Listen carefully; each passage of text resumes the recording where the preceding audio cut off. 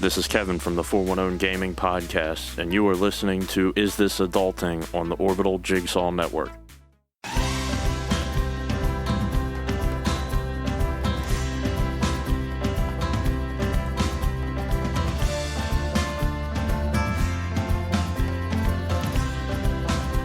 Hey everybody, and welcome to Is This Adulting, day one of the 12 days of adulting. I'm best friend number one, Stephen Pappas.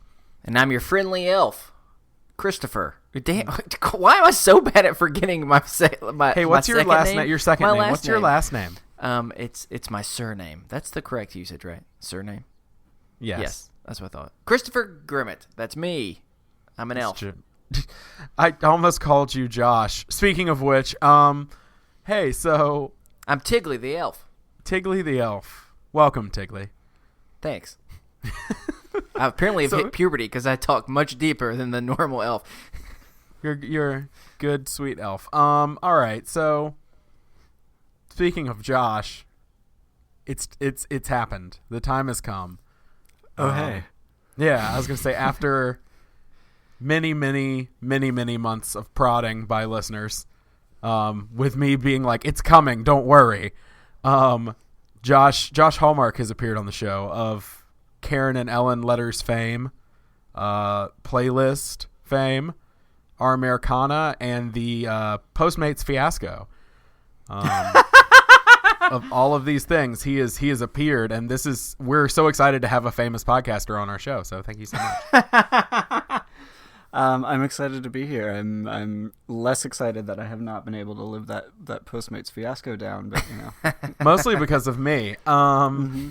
It's all because we love you, not because we thought it was really funny. Anyway, so if you're listening to this and you don't know what the 12 Days of Adulting is, that's not just what the show is. We're not that weird. It's kind of weird. I don't know. Chris, explain. My brain is done. Well, we decided for the 12 days leading up to the new year of 2018, we would have some fun by, instead of just giving you a weekly podcast, we'd give you a bunch of, I don't know if you can even call them all mini episodes, because some of them are mini, some of them are normal, if not longer, somewhere in between. And we're doing everything from we're playing games to we're talking about both some normal and kind of fun things as well as some serious stuff, because the reality is this is a hard time of the year for a lot of people because they've lost people that they care about, or they're not with people that they care about. And so it's some serious, some fun, and some other things that we've never done before, just to kind of be a little bit different. And we're bringing a bunch of our family and some of our close friends that some people listen to the show and are a part of our best friends group online, but you get to see them a little bit interacting with us, people that we've known for a very long time. Is that a good explanation? It is. Yes, we got friends and family. And for the first time in the history of this podcast, Chris and I recorded in the same room. Now, yeah, that was weird. It was awesome, but here's what you need to know about that. The audio quality is going to take a hit. Yeah, not going to be so good, y'all. We're not bad, but not as crisp as you are currently hearing. Yeah, it's not going to be voices. This beautiful quality that you've become accustomed to. I've edited all of them, and I can tell you there are a few episodes that are kind of rough audio-wise, just because of the gain and different things that we had issues with on the mic, and we had to buy a new mic, and we can't afford a soundboard and everything to run all the mics through and have separate channels and all that fun stuff that we need like $1,200 to do.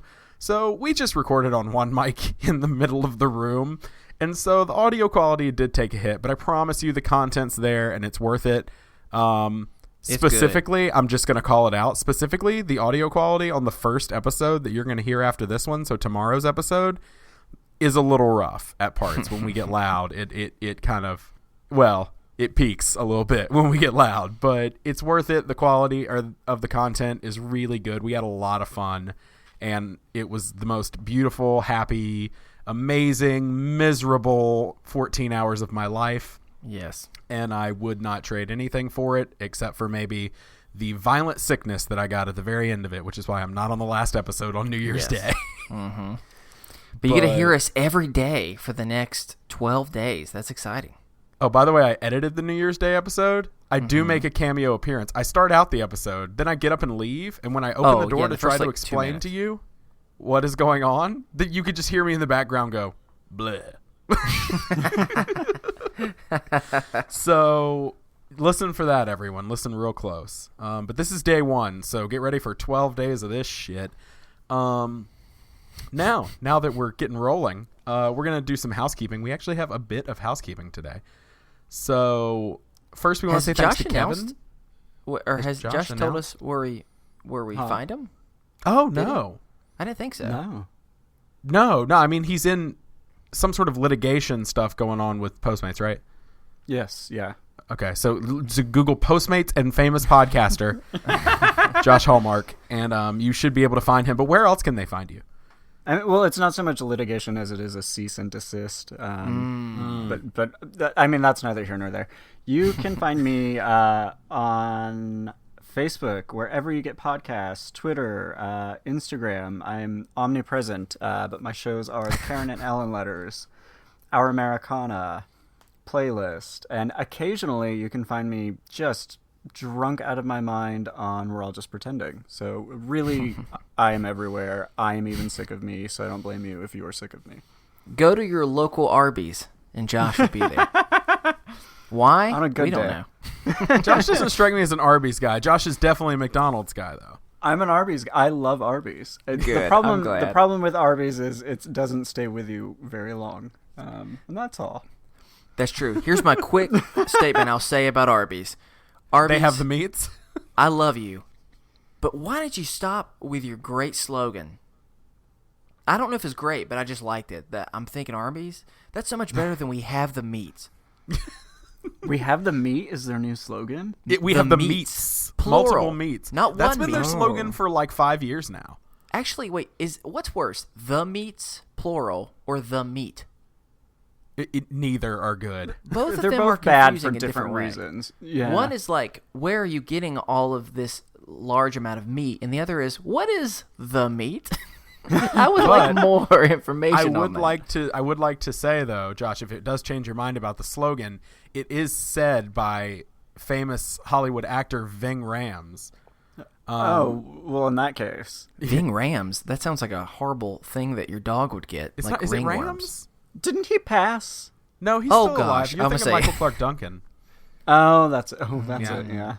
That was a Both large men with very deep voices. Mm-hmm. Yes. But yeah, the slogan is definitely like, Arby's, we have the meats. Yeah, it's very aggressive. But anyway, let's keep going. I have important news that is relevant to Arby's. Ooh, okay. And very rarely do I get to organically talk about this. Breaking news. Well, it's not breaking. It's there is a Twitter account called Nihilist Arby's. It's so good. It's so good, and everyone needs to follow it right away. Spell this for us. Nihilst Arby's. Okay. You Interesting. need to look it up. All right, Yeah, I'll look it up in a little bit. I don't want to spoil it because even in spoiling it, I couldn't do it justice. It's Arby's being its worst self. Yes, it's essentially, I mean, at its most base, they wouldn't tweet something this simple, Chris, but it's essentially just like Arby's tweeting about the existence and the world and everything, and it'll be like, try our new roast beef sandwich. Also, life has no meaning. Like, it's just things like that, and it's amazing. But Or like, okay. we're all gonna die anyway. Might as well come to Arby's. It's so good. Oh, that's funny. That's All right. funny. All right, Cool. we're going to do housekeeping now, like I said we would. Sorry. All right. I got distracted by Arby's. And who doesn't? Anyway, I want to say thanks to Kevin from the 41 Owned podcast on the Orbital Jigsaw Network for the audio drop at the beginning of the episode. As we always say, if you would like to do one of those, you can do it. All you have to do is record yourself saying, hey, this is your best friend and your name from wherever you're from, and you're listening to Is This Adulting? And we will tack that on the front of the episode. We also have a lot of thanks to give people for things. So many of you sent us packages to help us survive the 14-day or 14-day, God, geez, 14-hour recording session that we did. And we didn't thank you on here because we do thank you as sponsors on the episode, and so I don't want to give a thanks here because we're so far removed from it now that I fear that I will forget a few people, but know that you do get shout outs on the episode, all but the last sponsor who didn't get a shout out because I was so sick I forgot, which is KDB. Thank you for sending us Mad Libs to keep us occupied, and the little tiny pop figure you sent me of Bob Ross was very exciting for me, and we set him up next to a little baby Chris picture, and it looked like he was painting a portrait of Chris, and it was adorable. It was beautiful. My wife got a picture. We'll have to post it. Okay, so now we want to say thanks to Vanessa, Layla, and Tiff for sending us a lovely package of things from the UK, which we will, by the time you see this, have already tasted. I don't know if the video will be out yet, but by the time you hear this podcast, we will have already tasted it, and they will be delicious, I'm sure, except for a few of them. And we also want to say thanks to Katie C for the awesome drawing and cookies. Chris, did you see this drawing? I did. It was awesome. Okay, so if you listen a few episodes back, we had Ashley Victoria Robinson, who is like a personal hero of mine, and she writes the comic book Jupiter Jet. She does Geek History Lesson podcast. And we created a super team. And our superhero characters were Robin's Daughter, Evening Bird Arms, and Mind Creek. And they were really weird and convoluted and out there. And I'll be damned if Katie didn't draw little comic book cartoons of what we would look like as those characters. And it's amazing. My favorite thing is you, Chris, with your glasses where you can't see the pupil of your eyes and your scruff. It's pretty awesome. It's real amazing. So I want to say thanks for that and for the cookies that she sent. Chris, you haven't gotten in on these cookies, but cookies came to the P.O. box. I'll bring you some, I promise. Sent us Swedish ginger cookies. And last but not least, we want to say thanks to some stranger, because someone out there sent us a munch pack, I think is what it's called. It is a basically Loot Crate, but for international snacks. Whoa. And so it's a combination of different snacks from different countries, and somebody shipped it through Amazon, but the return address is Munch Pack or Munchbox or whatever the company's called, and there was no note inside of who sent it. And this was a few weeks ago, so I have no clue. Secret. Yeah, if you're out there and you sent us that, thank you. And if this is Munch Pack that sent it to us and you want to sponsor us, you know where we at. Let us know. Yeah, you just sent us stuff. Which is a little scary, but you come at us. Yeah. One more thanks, personally. We got a lot of thanks this episode. I want to thank everyone who donated to my Tuesday fundraiser that was going on for the past 3 weeks. We were able to raise, at the time of this recording, the fundraiser is ending in 2 days, but at this point we have raised $400 for Time Out Youth, which is a LGBTQ organization here that helps queer youth in Charlotte. And they are talking about starting a podcast for queer youth by queer youth. And so that will help them get off the ground. So that's and awesome. Also, and thank you so much for celebrating my addition, Tuesday that way. Yeah, and for everyone, speaking just of giving really fast, since a bunch of us in the Best Friends group did the Secret Santa type of thing, everyone who participated in that, thank you so much. I'll thank my, I just got my gifts literally right before recording, and it's from Nikki and Parker, two of Parker, pretty much our sponsor of this show. We love him dearly. They gave me all types of awesome things. I'll just tell you this much. They gave me more than this, but one of my favorite things was, because I love the snack goldfish, not the fish goldfish, a cheese-based cracker snack. They got 2 normal boxes, and then they had a little baby box to represent a family, and it was of goldfish, and it was very, very nice. And don't worry, Nikki and Parker, I will eat that entire family probably after this recording, so I will very much enjoy that. So I figured we should say that as well. Yeah, Everyone I give thanks to my secret best friend live on the 12 Days of Adulting, because one of our guests actually ended up being my secret best friend and just brought the So it gift worked with out. them to our recording. Yep. So what I didn't mention on the episode is I got a metric shit ton of red vines, which I ate all through the episode, so you get fun mouth sounds. Which is why he was sick by the end. Probably. But I also got a book, a Star Wars book that I'm really excited about, that is like a bunch of short stories from different points of view of the original movie to celebrate the 40th anniversary. So, nerd alert, Steven got happy. Anyway, finally, as always, we want to say thanks to our sponsor, Blueberry, for our new segment where one of us pitches the idea of a new podcast to the other. that they've been thinking about recently. That didn't come out right, but you know what I mean. This week, Chris has an idea. What is it, Chris? Oh, do I have a good one? Oh, I'm excited. What you got? This is a team effort. This is actually me and my wife, Kate, came up with this together, okay? Ooh, actually, this was based off of Kate's idea, so I want to give her the proper credit. She's already trademarked it, so I'm already probably infringing on the trademark. But so me and my wife, Kate, we've been listening to a lot of these true crime, like investigative podcasts lately, right? Mm-hmm. And so we wanted to do one of our own because we thought we might be able to do that. We're inspired by Josh because Josh makes so many podcasts that we knew that we needed to step up, and I didn't need to do just one. So I'm curious, have either of you ever heard of the creepy story of the Bjorn family? No. No? All right, so they were these very fundamentalist family, and they had 4 daughters. And what is weird about it is, so the father was this like really important like CEO of General Mills, and he was known by most as like the king of the cereal industry. But although he was pretty charismatic in the boardroom, he was really, really strict at home. And so out of those extreme beliefs, he named all of his daughters the exact same name, Noel. Yes, Josh. Yes, Stephen. That's correct. So if you were to call out to them, you would literally be saying, Noel, Noel, Noel, Noel. After years of confusion and rumors, the oldest daughter snapped, and the rest of the family all of a sudden went missing.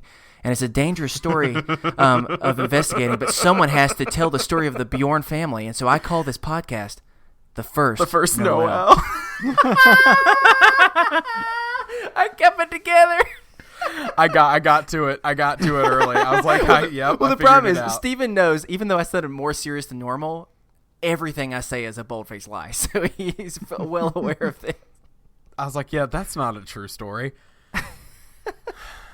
Oh, God. I like that he was a cereal tycoon. Well, here's the thing, Chris. Interesting idea. Interesting is a word. Festive idea. Mm-hmm. But creating a podcast isn't as easy as recording your show and uploading an MP3. You know that, right? Really? Yeah, we've talked about this. I guess so. You don't retain a lot of this every week. To get the most out of your show, you're going to need a lot of help, clearly. Have you thought about hosting? Fast and reliable hosting so you don't have issues week to week? Oh, no. I haven't. Yeah, no. Yeah, you didn't. What about accurate download stats so you know what your numbers truly are? Nope, haven't done that. Mm-hmm. And you're going to need a website because at the end of the day, you want to focus your time and effort on creating more content, right? Oh, you know it. What type of material are we looking out for here with the First Noel? What are you going to be making? So for the Bjorn family, I want to start off with the background of the father. And so my first episode title is going to be called Bjorn is the King of Siriel. Everything I had was a deeply intricate web, all for that stupid, stupid pun of Bjorn is the king of cereal. I'm really disappointed that the youngest Noel didn't get some sort of pun about a baby Bjorn. I'm bummed. I'm bummed now, but it's okay. Well, just so you can do that while you're hyperventilating, Blueberry offers all of that so you can focus on that sort of content. Perfect. Clearly. Perfect. The stuff that is important to you. So it's everything from hosting all the way down to your own WordPress site. Steven, that sounds like exactly what I need. It is. What if I've already started it? I mean, I weep for the world if you've already started it, but it's okay. It's okay, Chris. They don't care. Blueberry doesn't care what you've done. They don't care where you've been. They just want you to come home. Ooh. So whether you already have a podcast or you always want to start your own, Blueberry can help. And you get your first month free in the process. Just head over to blueberry.com/BFF and get your first month now for free. All right. That's pretty good. But, Steven, I've got some pretty loyal fans, and I don't want to lose any subscribers. Well, their support team can help you migrate your existing show with their free tools. You're not going to lose any subscribers. That was a close one. Thanks, everybody, for sticking with us on that Patreon thing. So go ahead and get to work on I almost called it Baby Bjorn. That's not the name of the podcast. On the First Noel or any other podcast you want to do today with Blueberry. You get your first month free by using our promo code BFF. That's blueberry without the e's.com/BFF. Boom. Ad done. So mic drop. 20 minutes in, we're going to start this week just like we do every week with a mental health check-in. So, Chris, how you been this week? for the most part, I have actually been pretty good this week. I've been way more proactive of taking care of myself. I've been trying to get a little bit more sleep lately, which has somewhat been successful. I've been doing a lot of mindfulness. I've said this before, but I want to really encourage it again. If you're trying to find a possible option that helps you go to sleep, and I use like 3 or 4 different type of strategies because not everything works every single night. But I've been listening to mindfulness and like guided meditation, and it's just like calming music and something that helps kind of walk you through getting your mind off of other stuff because you're focused on what they're telling you to do. Like, like focus on tensing your body and then relaxing, or, that type of stuff. And a lot of the places that do it, it's an amazing thing, but it's like expensive, and I don't really have tons of money right now for that. And so there's this really cool app called Insight Timer, like Insight, like the podcast, Insight Timer, and it's free. And there's like thousands of different meditations that you do, and it's been really helpful for me. It helps kind of calm me down and settle me, and I would just encourage anyone to do it because I've been using that a lot this week, and it's been real benefit. So for the most part, I can't complain. I'm grateful that things have been a little bit easier this week. So yeah, Josh, how about you? How you been? I've been exhausted and cranky. Also.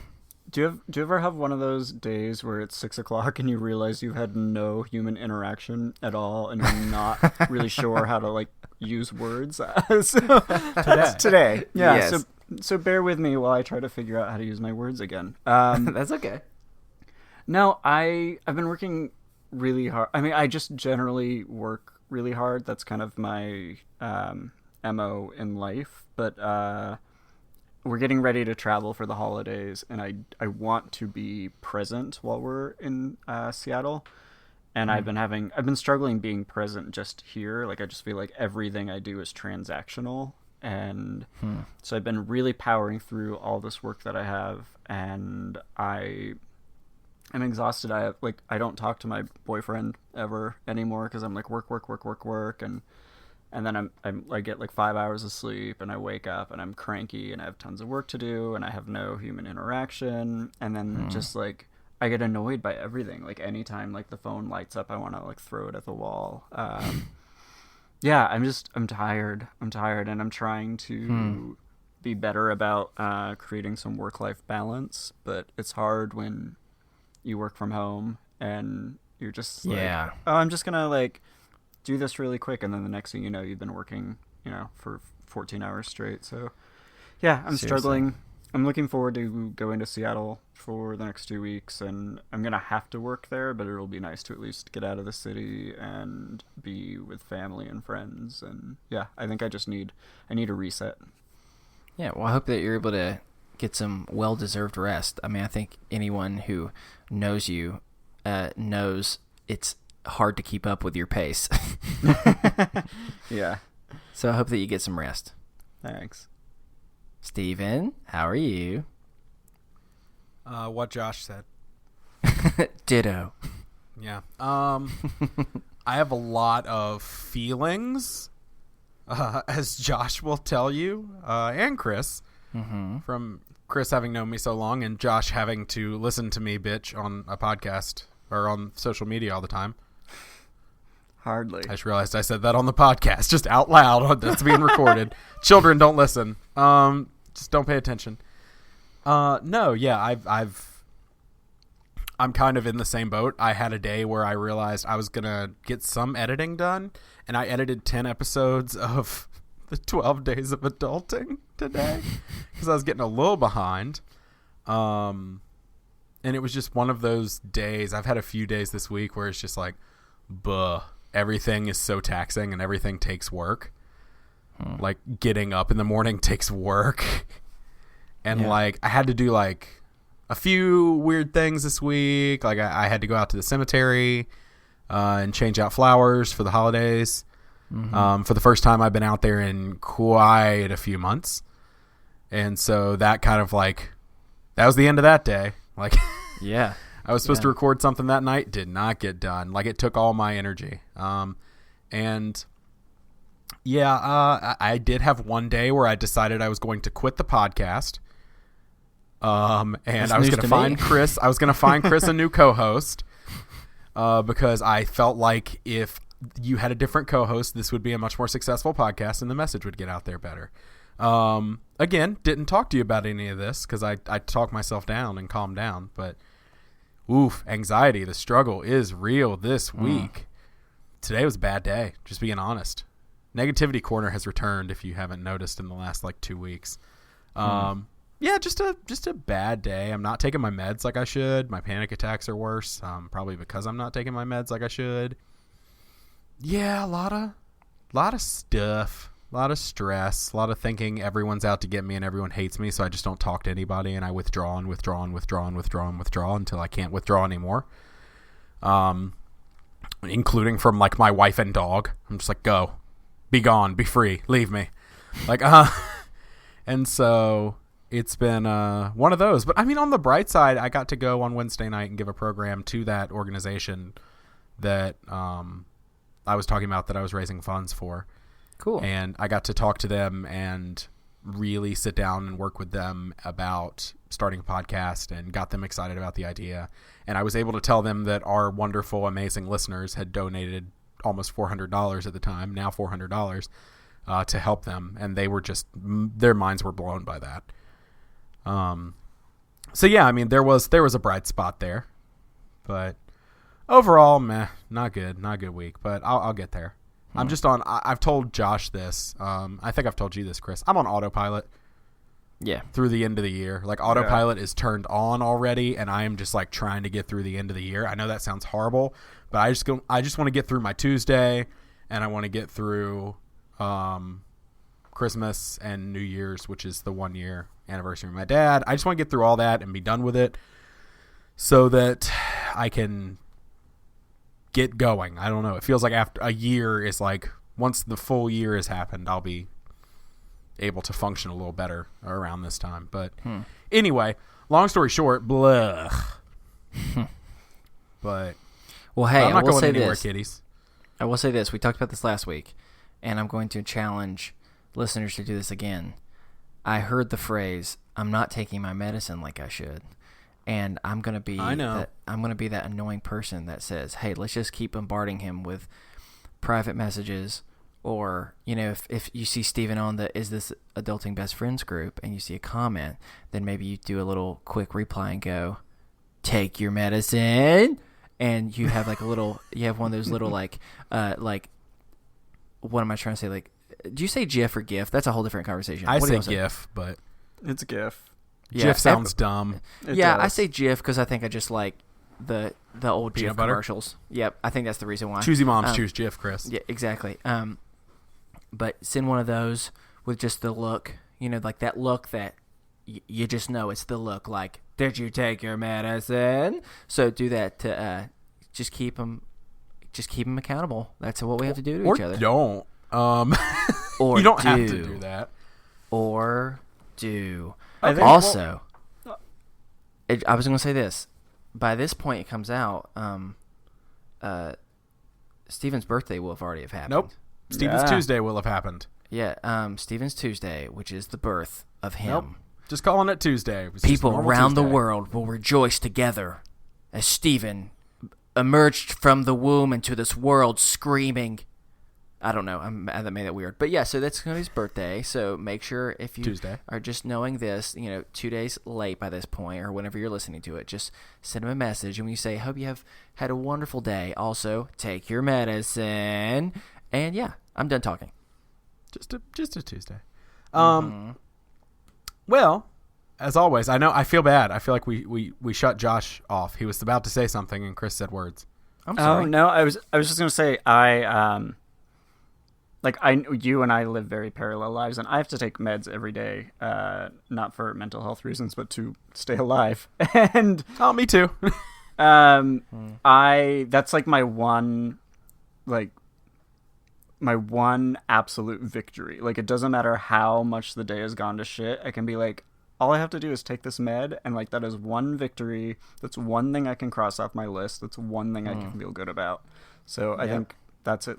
little victories, man. When you feel anxious and crazy and want to throw your computer out a window, all it takes is a little victory. Oh, it's so hard though.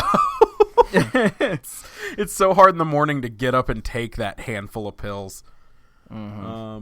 Anyway, well, as always, if you have a mental health check-in you'd like to share or an idea of how we can encourage you throughout the week, remember we're not professionals, but you can email us over at isthisadultingpod@gmail.com. And if you do that, just let us know if you want it read on the show or not. We use a pseudonym. We always do it anonymously. And we're going to get back to reading listener mental health check-ins. We have quite a few sitting in the inbox. We're going to get back to reading those after the first of the year. We took a little break because of the guests and the 12 days of adulting, but we will get back to that at the beginning of the year. So you can also post in the Is This Adulting Best Friends group, which is always there if you just want to come in and post a funny gif of, I don't know, someone harassing me to take my medicine. You can do that, or you can come in and post a fun video of a polar bear on top, not a polar bear, a panda bear on top of a snowman I saw this week, and it made me very, very happy. Or you could also just come in there and be like, I'm having a real rough day. Like, can anybody talk? And some people will be like, yeah, here's a gif of a polar bear. Not a polar bear. God, a panda bear on a snowman. Look at this. Now let's talk. And so it's a good place. Make sure to check that out as well. So now that we are like 40 minutes into the show, we're 30 minutes. We are going to get started with the topics. So start with me. Christopher, I got a secret thing that neither of them here? know. All right, we're doing a new thing. All right, and know what I call it? This isn't the game? No, this isn't the game. This is something We're essentially else. playing two games? Okay, cool. No, this isn't a game. This is real life. Ready? I call this the People's Court. Oh, God.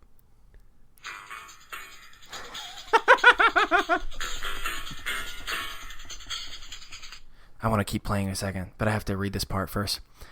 I am the Honorable Judge Christopher, and I have two people walking into my courtroom today ready to make their case. I'm going to say a variety of different statements. Each of them have to then state their opinion of which side they will take. Now, they are free to argue for whatever side that they would like, but in the end, there is only one correct answer. Whatever the Honorable Christopher says, it is. Let's begin. Oh, no. The plaintiff, Stephen Pappas, part-time comic lover, full-time co-host of this podcast. He thinks he's going to get favorable treatment because his blah, blah, blah. I spoke wrong. He thinks he's going to get favorable treatment because of his past with the judge. But he doesn't know that the Judge Christopher favors only one thing, and that's justice. The defendant, Josh Hallmark, host of 700 Podcast, and shares a name with an adorable greeting card company. He thinks he has an edge because the judge hates to see the plaintiff, Stephen, succeed. He would be correct.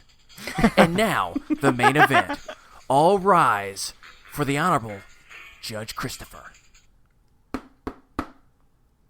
like all my sound effects? Yes, and I almost just rose. All right, now for the main event. I'm not going to make that joke. Go ahead. All right. Is the defendant and the plaintiff ready? Yes. I guess. What if we agree on it? I'm not. Well, it doesn't matter because it's only if I agree. Oh, okay. Here's the first statement. True or false? It's totally cool to have a mistletoe in your home. We'll start with Stephen, the plaintiff. True or false, and why? False. Absolutely false. Please don't hang mistletoe in your home. Like, that's a cute thing to do, whatever. But at the end of the day, like, I feel like you are kind of inviting unwanted affection, and I don't like that, because I see mistletoe in a house, and I'm just like, what happens when, like, you know, a friend comes over, and you're like, oh, we're under the mistletoe, got a kiss. No, like, that's not how affection is spread. That is not how love should be had, which is a weird way to say that, and I just don't like it. It seems kind of creepy to me. It's a very baby, it's cold outside, so I am not a fan. Interesting point. Defendant, Josh, how do you respond? I respond with agreement. I would say if you are thinking about hanging mistletoe in your home, maybe talk to Harvey Weinstein. Or maybe don't. But I feel like in this day and age, it's inappropriate. Also, it's poisonous. Also, if you need a seasonal plant to get your person to kiss you, decorating for Christmas should be the least of your priorities. The ruling will now be made. The judge has heard both sides. He agrees. It is false. And here's the reason why. At the end of the day, technically by the rule of the law, and I'm a law person as the judge, you are supposed to kiss whoever is standing under the mistletoe and you're nearby. The problem is that is a very high-risk, high-reward scenario where there are many people it's not cool to be kissing. 1, don't kiss your kids. I don't care if they're your kids. It's still awkward in that scenario to just kiss them on the mouth. Don't do that. Also, maybe your cat or dog likes to just sit under there. I mean, it's kind of fine to, like, get a kiss from the animal, but don't mouth kiss them back. Also, I love Granny, but Granny, I'm going to give you a hug. Maybe a kiss on the cheek. That's all. And so at the end of the day, I say false. Congratulations. You have cited correctly. Next up. By the way, I want everyone to know that my gavel currently is my cell phone that I'm slamming against. Which book is this? The Fit. That's the Half-Blood Prince. Yeah, the third Harry Potter book. That's Prisoner of Azkaban, sorry. So that's currently the only thing I have. Next statement. Take a side. Eggnog or cider. This time, the defendant will go first. Josh, what is your argument?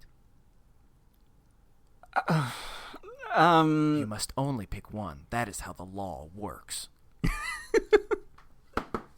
So, cider. Eggnog is seasonal, and no one can actually drink an entire glass of eggnog anyway. You have like 2 sips, and you're like, oh, this is good, and then you leave it somewhere else and have a real drink. As to cider, you can have it year round. Anyone can finish a cider. Kids can drink it. Adults can drink it. There's alcoholic cider. There's non-alcoholic cider, and it's good in hot weather. So cider. Interesting points, Steven, your rebuttal. Eggnog is doo-doo butter. It's disgusting. It's from the devil, and no one should ever drink it. It tastes like circus peanuts and feces. It is the most disgusting drink I have ever had in my life, and I dislike it so very much. The only way to make eggnog good is to literally make it like 1 part eggnog, 8 parts bourbon. And in that case, just give me a bourbon. Except not right now because my meds won't allow for it. Yeah, Steven don't like...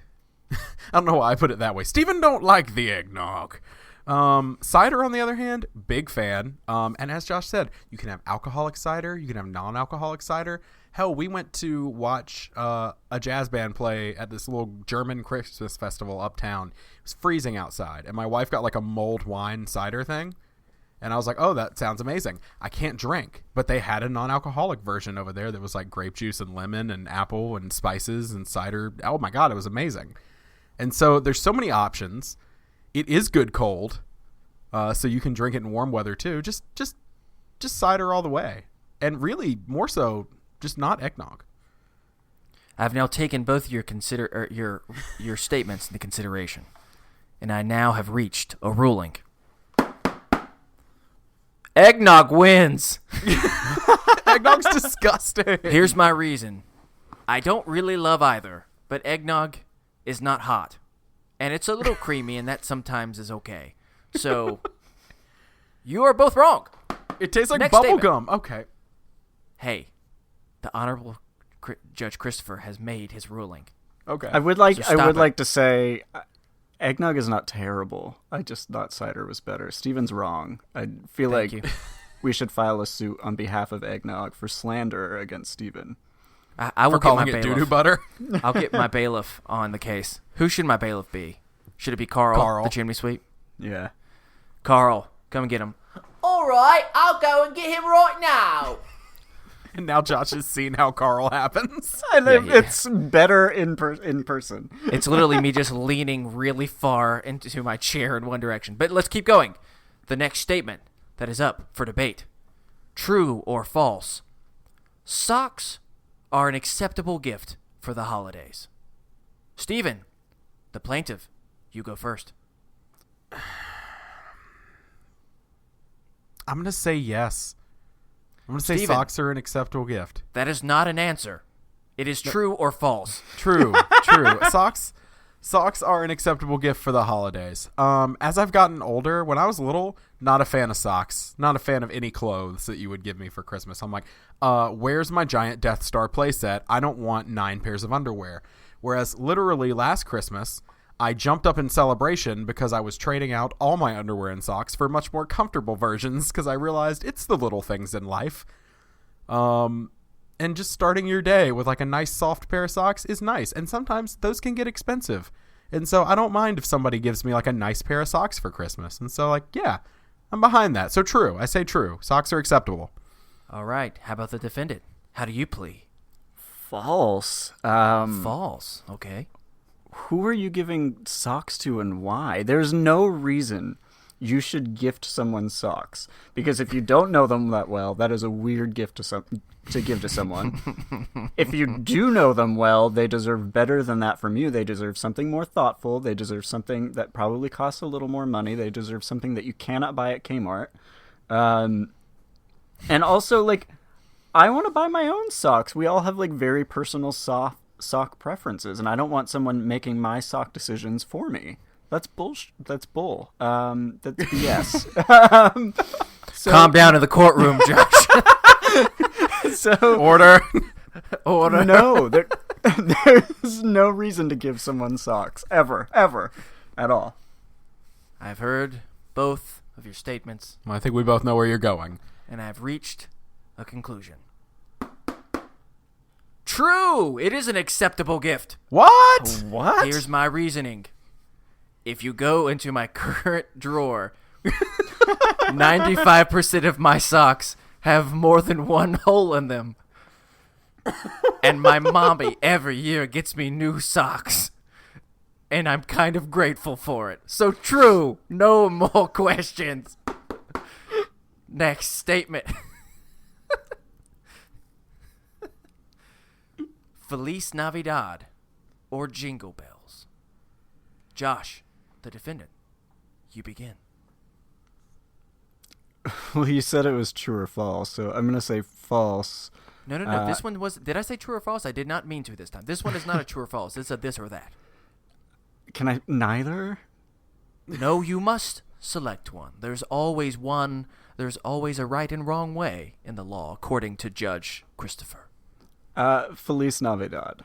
I think Jingle Bells is a little tired, and I think there's no way to really spice up Jingle Bells as to where Feliz Navidad at least has like some rhythm and it can be fun. And I'm from California and it's big over there, so yeah, Feliz Navidad. Steven? Feliz Navidad, because I like to be inclusive. That's all I'll say. I've heard both of your statements, and once again, the ruling is in. Feliz Navidad! It's because, although it's very repetitive, I just can't get it out of my brain.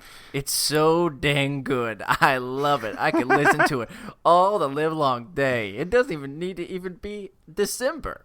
I'll listen to it. April, I'll go for it. Why not? It's so catchy. So finally, the last one. This is true or false. Inflatable lawn decorations are okay. True or false? Steven, you begin. For my lawn? Or anyone's lawn? Just the idea of inflatable lawn decorations are okay. True or false? You're going to have to settle this one between Josh and I can tell by the look on his face, because true, inflatable lawn decorations are okay. And here's why. One, they've cornered the market on pop culture for Christmas. When you rode by somebody's house, the only way you're going to see fun things like Bert and Ernie standing next to Yoda, standing next to Barry Blue Jeans. I don't know why I said him. That's a character from the Adventure Zone podcast.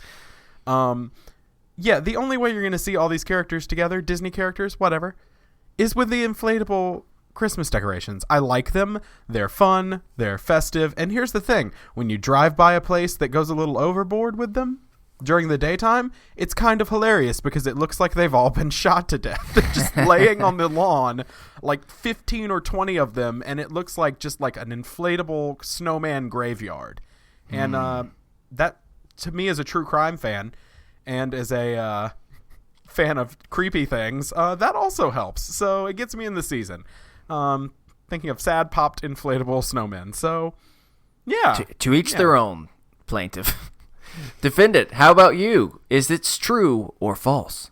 False. Do you ever feel empathy for an inanimate object? Because that is how I feel for inflatable decorations. Is they look so sad and so tethered, literally and figuratively, to the poor taste of the people who have bought them at Walmart because they're too lazy to, like, I don't know, hang some lights. It's just a sad state. It's the sad state of America that people have put inflatable holiday decorations, have made an industry of inflatable decorations. It's, I'm going to say a word and I don't like to throw it around. It's trashy. May I approach the bench? Yes, you may. Yeah, false information was given. They are also available at Home Depot and Lowe's, so I'm going to need it to... You got to throw it out. Yeah, throw out his argument. Jury, anyway, can you... actually, plaintiff, can you redact that from the record? Sure thing. That's the bailiff. I'm the plaintiff. Oh, whatever. Sorry. This is my first day on the job. This seems to have caused the most argument between the two. Actually, technically, probably the only one that was 100% plaintiff and defendant-like. But I have yet to still make my ruling. True! And here's my reasoning. I am 100% going by the letter of the law. I did not say inflatable lawn decorations are great. I said, okay. And for me, still false. Definitely don't love them, but they're fine. Legally, they're okay. Legally, honestly, that's more of what it is. I'm definitely not putting any of mine because that's also a lot of work. You have to get a big power cord and you have to get inflatable. It's a lot of things. So they're not my favorite, but they're fine. They're okay. So I must be a fair and firm judge, and because of that, that is my reasoning. And with that, everyone, that has been this week in the People's Court. Until next time, on the Honorable Judge. Wait, for the... never mind. Goodbye. Whew. I don't like that voice. That voice hurts me a little bit, specifically the intro. But hey, so that's a new segment. I like the What y'all judge think? voice. I loved it. I want to do that all the time. Yeah. Can that just be a new podcast? That's just basically Judge John Hodgman. Never mind. That is. That's what that is. I think I unintentionally took that idea from him, but I don't even listen to him, so I apologize. But yeah, so all right. And with that, that was really just like that was kind of a prep for you, so to speak, for our game. Are you ready for a real game this time? Yeah, but can we... It comes every time I record where inevitably I have to take a bathroom break. So can we take a 2-minute break? Of course. I'm leaving that in. Enjoy your tinkle time. Actually, we're keeping in the whole pause and everything. He just gave me a look. He didn't like it. You know what's going to make the pause even better, Chris? What? I'm going to fill my water up, so I'm going to need you to fill the pause, and I think it'll be even more entertaining if we leave that in. So, goodbye. Oh, my God. I love it. Okay. Hello, everyone. It is I, Christopher Grimmett, here alone in the podcast. I have properly peed beforehand. I also have an adequate amount of water to prepare myself, and so I could be here all night. I think the most appropriate thing to sing in the process of waiting for both of them doing their water-based activities would be in honor of the wonderful TLC. And that is, don't go chasing waterfalls. Don't go chasing waterfalls. Please stick to the river. rivers and the lakes that you're used to. Okay, can I tell you it's much harder to sing that song when you have chosen to sing a completely different melody, mostly for legal reasons. I can't remember any of the words anymore, so I'm going to have to stop with that. Oh crap, they're still not back. What is there to talk about? Hey everyone. It was Steven is here, and Steven is afraid to put his mic back on. What'd y'all talk about? I'm not lying when I actually said I sang the first couple lines of Don't Go Chasing Waterfalls by TLC in honor of your water-based activities. That's fun. So wait till you hear it, because I didn't sing the normal melody. For legal reasons, I changed it up, and it is complete horrible. So I'm going to leave that in, all of that in, because I went to get water, Josh, by the way. I haven't been here. Oh, yes, perfect. I completely I was left to my own what Devices? Devices, yeah. There you go. Yeah. Okay, well, what's the game? Yeah. Don't you want to know? I do want to know. So that's why you asked. Perfect. Okay. Well, so I think we need to come up with a different name for this game, because we started in the Halloween season, and now obviously this is Halloween. So I'm not sure what we're going to do, but this is where I find very strange movies that actually exist in this world, and you have to tell me if I made it up or if it is actually a movie. Here's the best part.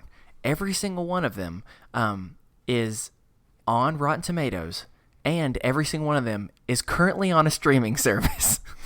Yes.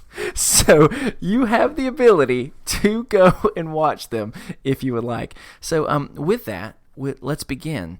And we're going to start with the first theme that I kind of call Reindeer to the Rescue. All right? Okay. So is it? And you both get a chance to decide. So it's not like you have to buzz in. Is it Booby, the Honorary Reindeer, which tells the story of a small chipmunk named Booby who believes he can one day be one of Santa's helpers to pull his sleigh? Or is it Santa Claus and the Ice Cream Bunny, where Santa and his sleigh get stuck in Florida days before Christmas when local neighborhood kids bring their pets to try and save the day?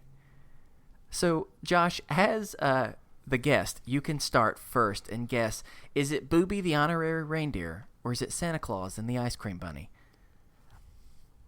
I want it to be Booby so bad so I can watch it. It's Booby. Okay, you say Booby. Steven, how about you? I'm willing this into existence, so I want it to be Booby as well, so I'm going to say Booby. Unfortunately, it is not. I'm sorry. Why do you do this to us? I'm so sorry. What's funny is I knew that all I had to say was Booby, and then y'all would both want to pick it. We are that bad. And so, yes, so it is actually Santa Claus and the Ice Cream Bunny. So let me just read a little bit about it for you, okay? It was in 1972, and here's the plot. Poor Santa Claus. This live-action feature finds his sleigh stuck in the sand on a Florida beach, only days before Christmas Eve. He physically summons prepubescent aid from a nearby subdivision. In order to extricate Santa's sleigh, the local children bring many different animals. Presumably, the sheep was someone's house pet. But nothing works, and the kids are afraid that they won't get gifts this year. So to boost their spirits, Santa tells them the story of Thumbelina, because that seems natural, and the setting dissolves into a fantasy within a fantasy. Thumbelina is a beautiful but very tiny girl, not much larger than a clothespin. We know the story of Thumbelina. They just, for some reason, describe Thumbelina for a while, and then it says, let's see here, where does it get? As Santa is finishing the story, and yes, this is the intended conclusion, he and the children hear a wail of a siren. The Ice Cream Bunny has arrived in his antique fire engine to save the day. I don't understand this. I thought in Florida it was going to be some sort of storm or something. I was like, oh no. Nope, but it is legitimately... that is it, and I don't understand why. And so, since none of you got that first point, maybe you can try and get it. You have to be what's the rules again? 10% within 10 points. Yeah, either 10, way. 10 points within either way of. And so this is. I won't tell you what streaming services it is on until after you guess. But so Steven, last time he guessed, and so this time you guess. What are you thinking? I'm gonna say 14%. 14%. All right, Josh. How about you? 32%. The Rotten Tomatoes score on Amazon Prime, and on Amazon Prime, excuse me, is 10%. Steven, Wow. you got a point, believe it or not. Well done. So right now it is 1-0, but don't worry, Josh, there's still so much time and so many weirder movies to appear. Don't you worry. Weirder? So, yes, weirder, believe it or not. So this next one, the theme I refer to it as is Santa in space. And let me just let you all know that are listening, I forgot to mention this earlier, you're going to be able to see the actual movie posters on our show notes. So if you want to go to our website, isthisadultingpod.com, you go to show notes, you can actually see these for yourself. Just to prove to you that I'm not lying. So this next theme is Santa in space. So is it Santa Claus conquers the Martians? The Martians kidnap Santa Claus because there is nobody on Mars to give their children presents. Or Santa's last straw. After his elf messes up the order in the workshop, Santa realizes he's tired of this life and seeks to find a new home on the moon. So is it Santa Claus conquers the Martians or Santa's last straw? Steven, your turn. Santa Claus conquers the Martians. All right, that's your guess. Josh, what do you think? Santa's last straw. It is Santa Claus conquers the Martians. Oh. Yeah, Believe it's it or considered one of the worst movies ever made. Mystery Science Oh, Theater God. All right, 3000 so he did knows it. Wow, so he cheated. My bad. He I'm cheated. sorry. By knowing something? Well, Yes. let me describe this plot to you. This was made in 1964, and it reads this. Martians, upset that their children have become obsessed with TV shows from Earth, which extol the virtues of Santa Claus, start an expedition to Earth to kidnap the one and only Santa. While on Earth, they kidnap 2 lively children that lead the group of Martians to the North Pole and Santa. Wow, how'd these kids know? The Martians then take Santa and the 2 children back to Mars with them. Voldar, a particularly grumpy Martian, attempts to do away with the children and Santa before they get to Mars, but their leader, Lomos, stops him. When they arrive on Mars, Santa, with the help of the 2 Earth children and a rather simple-minded Martian lackey, overcomes the Martians by bringing fun, happiness, and the Christmas cheer to the children of Mars. I like how it goes from they destroy them by bringing fun and happiness to everywhere they go. So that is the plot, and yes, it is a real thing. And so it's all right, Josh. You can still come back. So I'm going to let you guess first.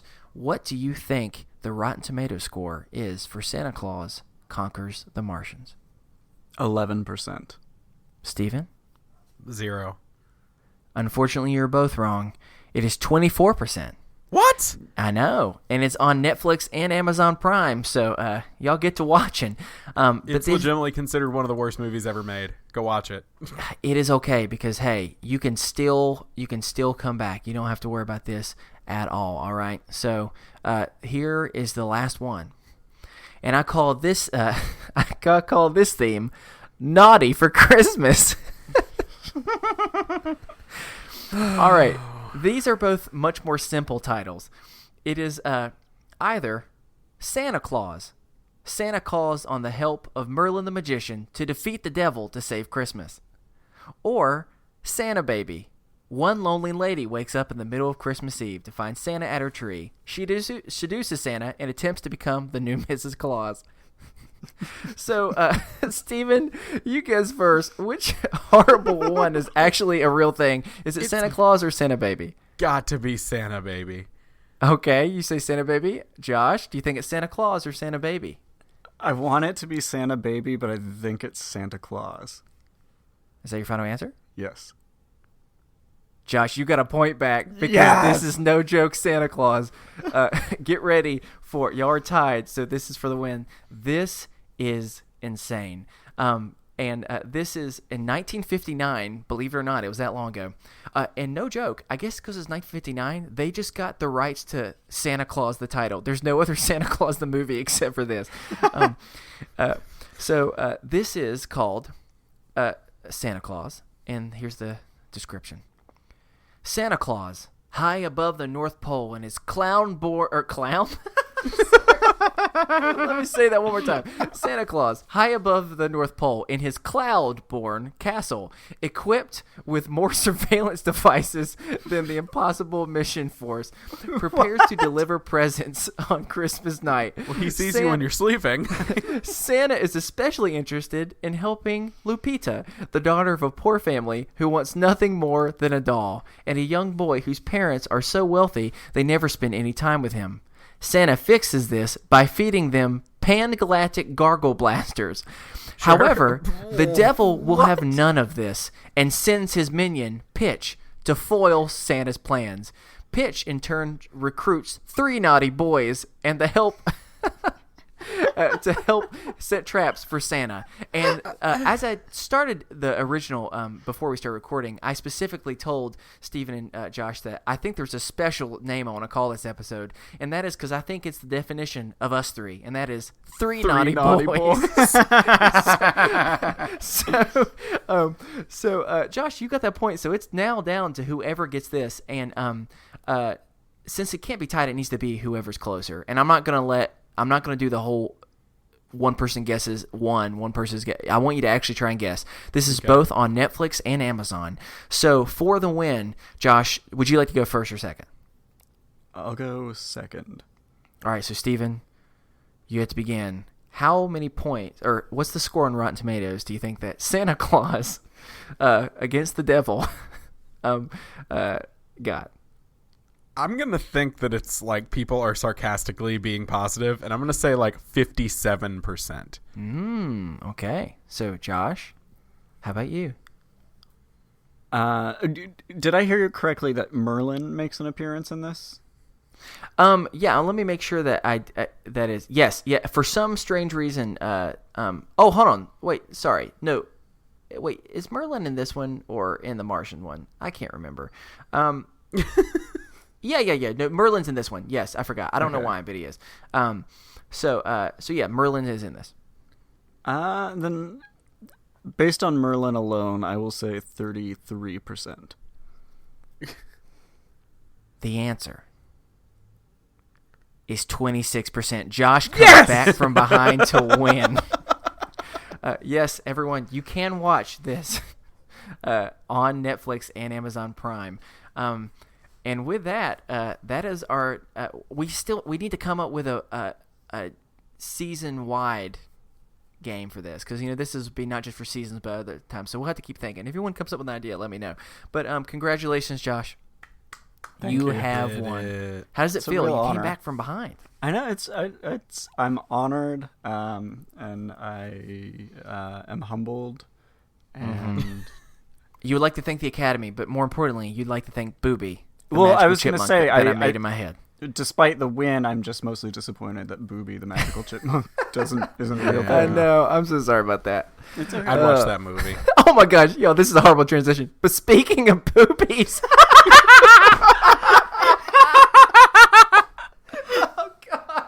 I'm so excited for this. Sorry, I couldn't help it. That was too good of a transition. Well, and what's funny is I didn't even mean to make that comparison when I made up Booby in my head. I hadn't even watched the show yet. See, this is just going to be titled Day One, but if it wasn't, it wouldn't be Three Naughty Boys. It would be Speaking of Boobies. All right. Well, Josh, do you want to kind of intro your topic? Yeah. So, oh gosh, I'm trying to think of how long these ladies have been with me. 6 years ago. 7 years? I was introduced to some women, and I am often adverse to bringing new people into my life, and I was at the time. I felt like I was too good for these women. I didn't want to spend time with these women. I felt like there was no way that we had enough in common that I could spend as much time with these women as I have. but I was forced into being introduced to 6 lovely women in Beverly Hills, and then they introduced me to their friends all across the globe. I've traveled to spend time with all of them, and I wanted to bestow that same gift to you guys. And I'm really eager to see if you have become as attached to and are as grateful for these women as I have been. And those women are the Real Housewives of Beverly Hills. Let me start with this, everyone. So I've never known much. I've just known that, they're on Bravo. It's like a heavily drama based reality show, and reality in quotations to some degree. And I haven't known that much more. But I will say before we even start that I have for the last 3 days by mistake been referring to them as the real hillbillies of Beverly Hills because of the old Nick and Night show, or even before Nick and Night. But yeah, so it was a little bit before, the '60s. Yeah, quite a bit. So Steven, do you want to start, or do you want me to start? Well, I have a really important question. Go ahead. So you were given a choice, and the choice was to go to Beverly Hills or to go to New York. And I'm curious why you chose the Beverly Hills journey. Well, I have my thoughts. I chose it because it was the original. I knew it was kind of... No. Wasn't it the first? No. Oh. OC I thought was it was the first one I remember hearing of. What was the first one, did you say? Orange County. Oh. See, I guess I just, I connected those together. So see, I always, it's the one I had heard about, and you were starting us with season 1, episode 1, instead of having to come in season 7, I think it was, episode 2, something. I was like, oh, I don't know if I could jump in that hard. Plus, this one sounded like a shit show, and so I decided that was the one I wanted to do. Chris, your thoughts? It was similar to where, I wanted to start with the one that I know that both of them are very famous, but I connected more with California being where the first one kind of got started. But also, I just felt like it. I know that I assume the women in New York are also very, very wealthy, but I just I don't know much about Beverly Hills, and I thought that was a more interesting, sociological experiment to me of trying to understand. And I imagine it was. It most certainly was. It was something. And so would you like me to start, Stephen, or would you? You go ahead, bud. All right. I actually, while watching these yesterday, I watched all 5 of them, and there's more than that, but those were the 5 that we were told to do. I wrote notes throughout the process with just little findings and thoughts that I had. So I'll list by saying that, and then I think that it would probably be best if we just kind of went housewife by housewife, the main characters, and we can kind of do stuff. Sure. Here's my quick thoughts that I learned. So the first one was in 2010. That's season 1 when we of the Beverly Hills, about said Beverly Hillbillies again. I noticed for some reason that apparently in 2010, rich people mostly use house landlines instead of cell phones. I don't know why, but just so you know, I noticed that after 6 times of being like, wait, have I seen one cell phone? This is not a long time ago. So there's that. 2, I have been introduced into a world that I'm vaguely familiar with, but never to the degree in which I watched in these 5 episodes, and I still don't fully understand the idea of air kissing, where as you greet someone, you kind of kiss their cheek, kind of just kiss the air in the vicinity of their cheek, a cheek adjacent, some might say, on both sides, and you do that with everybody. You walk into a room, there's 45 people. The first 15 minutes of you going around looking like a weirdo, going mwah, mwah, mwah, mwah, mwah, mwah, yeah, like kissing monsters. I'm gonna do that to you on Wednesday when I get to town. That would be great. So there's that. Here's the next thing. There's some definitely interesting, problematic things when it comes to male and female dynamics. One of them being, for some reason, rich men are completely incapable of packing for themselves. I don't understand this. Dear Lord, they're sitting there and they're like standing sometimes with their wife and they're just being like, like, darling, I don't know how to do this. And it's like, you put underwear in a bag. What process is this? So I didn't understand that, but there's a lot of that.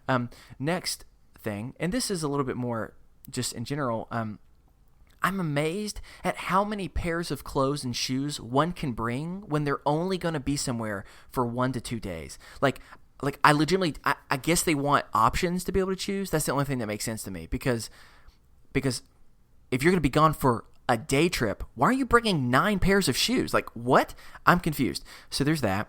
The last couple ones. Here's one I was particularly interested in. What these people have in money, they lack in dancing skills. There's at one point they go to the club and I mean, y'all, I've seen some bad dancers in my life. I'm not saying I'm the best dancer, but this is a different level of just pure discomfort. Even watching it felt like I was watching like an illegal act. Not because it was grody, but just because they were bouncing. Like, if the beat is a 4/4 beat, for those who know music, they're bouncing at like a weird 6/8 time signature, or it's very weird. So there was that. Last two. What's a house manager? What's a house manager? Like this one, a couple people had it, but especially this one girl had this house manager. What is there to manage? She goes, to make sure everything's working. I guess I'm a house manager. When I'm living in my house, congratulations, I notice things aren't working. So that was Chris, if you'll pay me, I'll come be your house manager. Yeah, and here's the last one, y'all. Kelsey Grammer is freaking loaded. Oh my Lord, Frasier has done well for himself. I was shocked by that, but those are my main observations that I had that I just wanted to share to kind of kick off. Were there any more that you would like to add before we start going from person to person, Stephen? No, I think you basically covered it. That, and Josh, just clarify for me. Isn't Kelsey Grammer like a known ass? Yes, and I feel like that may come through in the show. It kind of does, yeah, but apparently it really comes in later, though, from what I've heard. So. Yes, it sure does. Yeah. So let me be clear. I didn't say Kelsey Grammer's a good guy. I just said that dude has way more money than I thought he did. Well, if we're gonna go person by person, and some people have already turned this off. They're like, nope, done. Guys, remember, we've had some fun conversations about The Bachelorette and about 90 Day Fiancé. So if for nothing else, you're in for a ride. Yeah, this is we're watching it for you to be able to learn about it. The apple of my eye, and yours, Christopher. Chris and I have had some preliminary text conversations while I was watching it this morning on the couch for 5 hours straight. Can we start with just the loveliest? I just want to be friends with, and like just hang out with her at her chocolatier. Go ahead. And that Josh, giving me the eyes. I can't even remember her first name though because I'm so behind. Lisa Vanderpump. She has her own show. I know that. Oh, is that her last name? I just kind of want to watch that.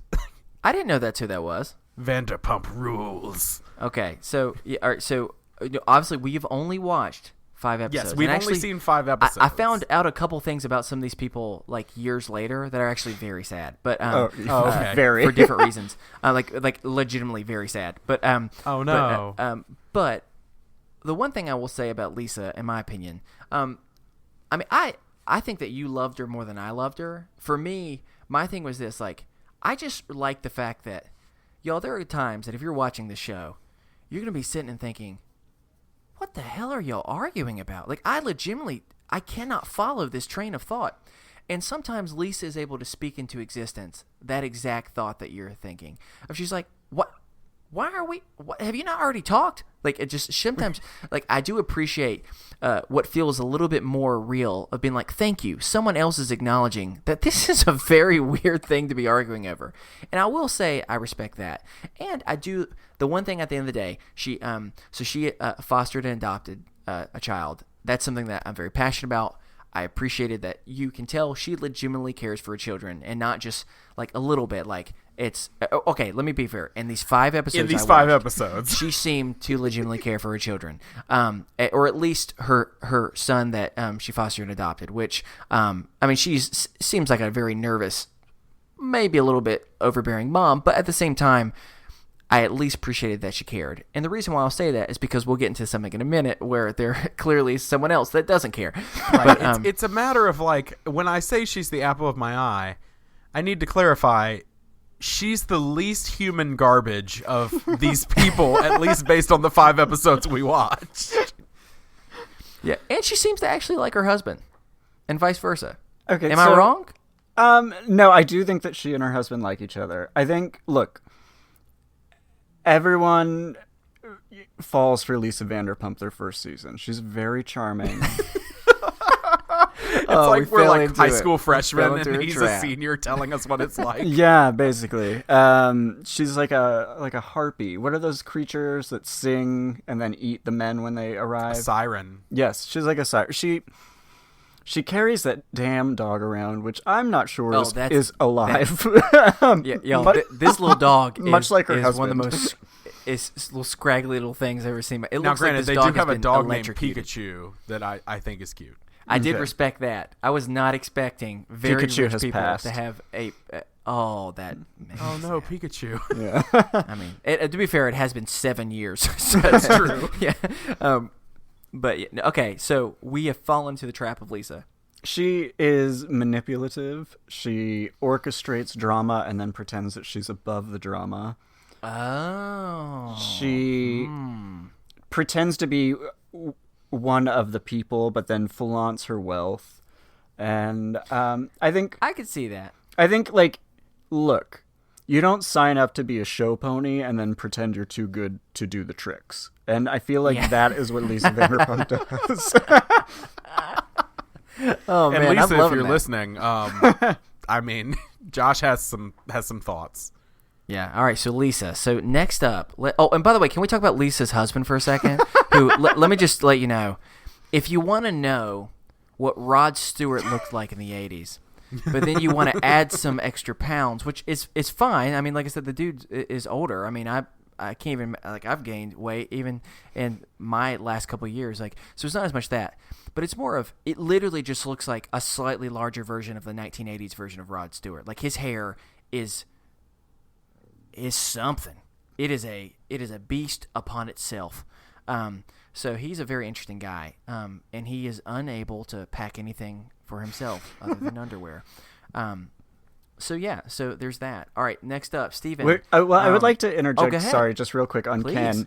Ken. You say Rod Stewart. I say I can't think of his name, but the goblin in the labyrinth, the little Muppet one, the first one we meet. Oh, okay. You're right. I see that. And then All right. it's gone. Let's We'll power keep through. going. We'll keep going. So next one, let's hear. I want to go ahead and get We'll save the worst one for last, but we'll go ahead and do this one.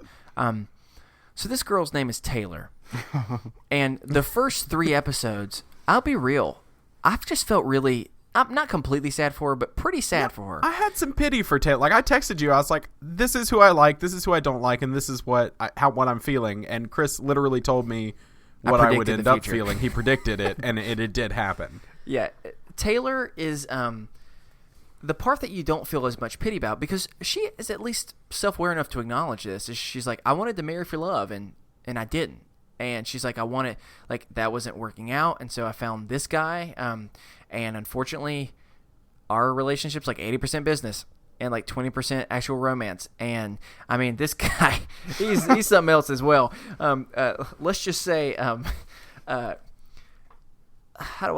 let's imagine a person He was the that, dancer that distracted me the most. Yes. Yes. But let's also say that Russell, her husband, is the equivalent of a person that has just had 18 Tylenol PMs.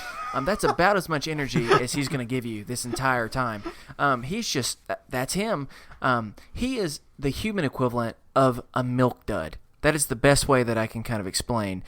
Just, for me, milk duds are just, they exist. They're not the most unbearable things in the world, but they're just bland milk duds. And that is what Russell is. But going back to Taylor, so she acknowledges like she is actually really sad a lot of times, which that part really made me legitimately sad. Yeah. But then. Yes, but then the table turns. And so we'll kind of get to the main reality, and that is, so she plans this really, really big birthday party for her, what 4-year-old child, something like that? 4-year-old child. Daughter. And how much does she spend, Christopher? She spends like 50, 60 grand. $60,000. $60,000 on this birthday party. And I mean, for a 4-year-old. When I'm first hearing that, I mean, don't get me wrong, that is so much freaking money. It's not even fathomable to understand. But with knowing how much you're spending, that didn't shock me completely. But the part that began to shock me is as this episode continues to go about that you're watching, you realize very quickly this party has very little to do with her little girl. And so much so that like they have this big, what is this supposed to be, like Mad Hatter tea party type of thing? And I mean, it's not really my style, but it's a beautiful design, like decorated event, like very to the theme. And then you realize this whole table, this whole setup is for the freaking adults. Mm-hmm. And the kids are just like running around with nowhere to sit. At one point, like, somebody's like, "Thank you for being such a lovely host," blah blah blah, and she's like, "Yeah, it's great." And also, yes, happy birthday to whatever the kid's name is. Yeah, we're gonna call her Maddie. Wherever they may be, or like yes. if we can find them. Well, and I think she even toasts to herself for giving birth to the child. Yes, that she specifically did. And so here's and they do. I mean, this show does some really funny editing. I will be honest with you. Oh, the editors hate these women so much, and it is so apparent. It is so clear that they hate these women, which is pretty funny. But so here's the thing that really kind of took me over the edge. So you see her like kind of. I mean, she seems like, I'll at least say this, she does seem like she legitimately loves her daughter to some degree. I will give her that benefit of the doubt. Like, she was excited to see her. I mean, how much of that was extra because the cameras were on? Who knows? But she seems to at least be excited. Her daughter is clearly does not want this type of thing as a shyer girl and is constantly being put in the spotlight, which she's uncomfortable by. And then you just see her nanny go off and just actually play with the child while Taylor is doing this professional photo shoot, standing on the table, doing all these like seductive poses. And so that part bothered me, but here's the end.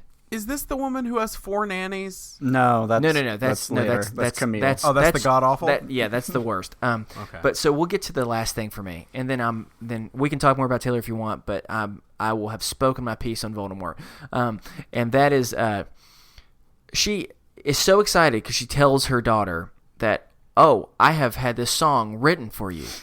Oh God! And so it's really funny. It's like these like really like dopey teens who are like playing, and they think they're, it pretty much reminds me of me and Steven playing the guitar earlier in our friendship, thinking we're all that. No. If you look back and you see how they're dressed, you're like, that's kind of Chris and Steven. But yeah, it is. But anyway, like, so I'm like, hey, I play music for money now. Don't make fun of me.